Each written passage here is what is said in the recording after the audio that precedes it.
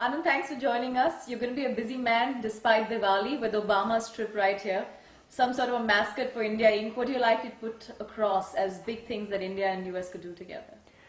There are some very conventional things now that have been in the air about what we can do together. Amongst them is the frugal innovation piece that India can fit into the high-tech piece that the US brings in. But I believe this trip is going to get an opportunity to recontextualize India for the US. And I think the US is looking for that.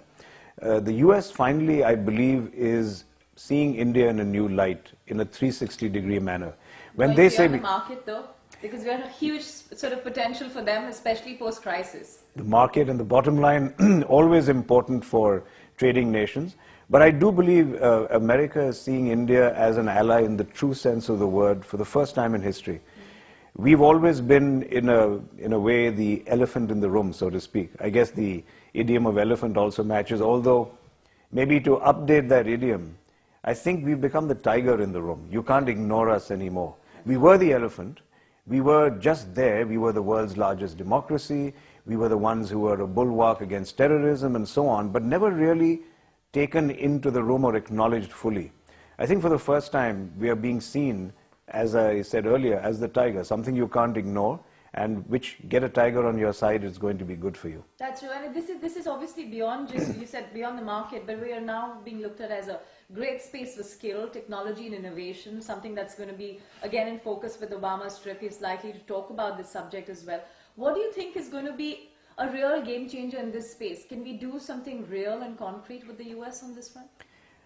Although I love the word game changer and I constantly look for it in our own businesses, I think you have to be a little cautious when you try to use that word and go for that strategy in geopolitics. Then you raise expectations too high, then there's huge disappointment which filters down into our political system.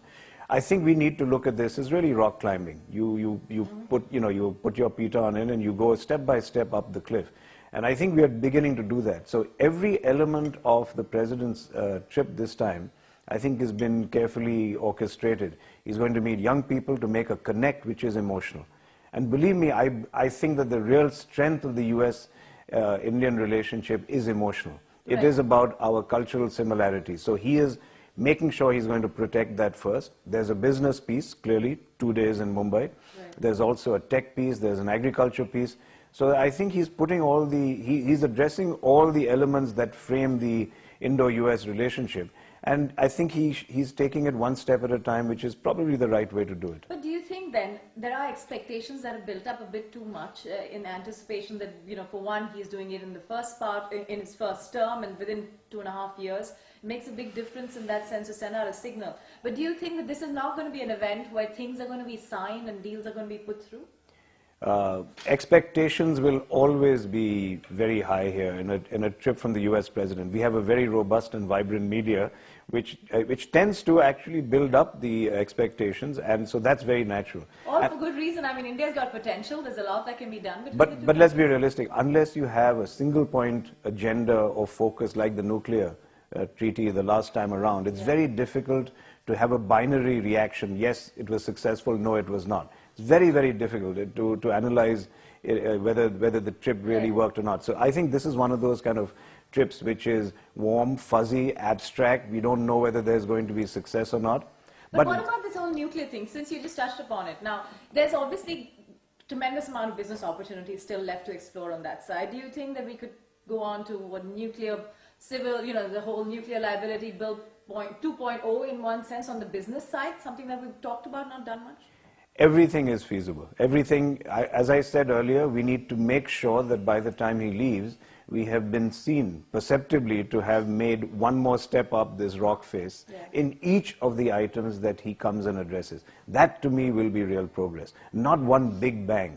And keep in mind, coming back to your question about expectations, interestingly, though there is a lot of hype building up, for the first time, I think there has been some management of expectations. There have been a lot more articles I've read about, well, we are not really expecting much, and he's coming in post-election where he might meet, get a reality check on his own administration. Sort of a chip on his shoulder at the moment. Exactly. So people are almost trying to say that maybe it won't be such a big thing as the last president's trip had been.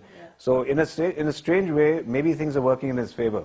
The expectations are being lowered in a sense. Under promise and over deliver, as they like to do in corporate Absolutely. India. But let's look at some of the business side of I would say interest that we've been tracking.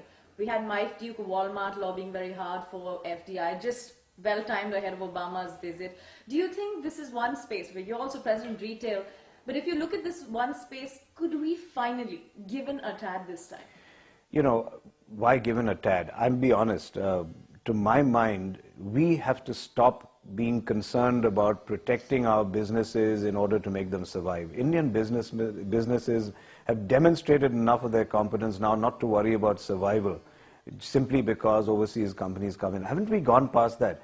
Well, frankly, if the retail industry, and we're part of it in a small way, says that they want to be protected, then frankly, I should say roll back the time and get the auto industry out of here. Why was I thrown to the winds in the auto sector or most of the other sectors in which we operate? It's quite absurd.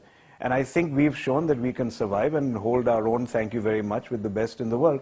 So why shouldn't we do that in the retail sphere as well? I think the Kirana shops have given all the retail entrants a run for their money. And what has been proven is that one of the most efficient, cost-efficient, retail systems in the world is the Indian Kirana system that we really were skeptical about earlier. So they don't need protection. I think they're world beaters.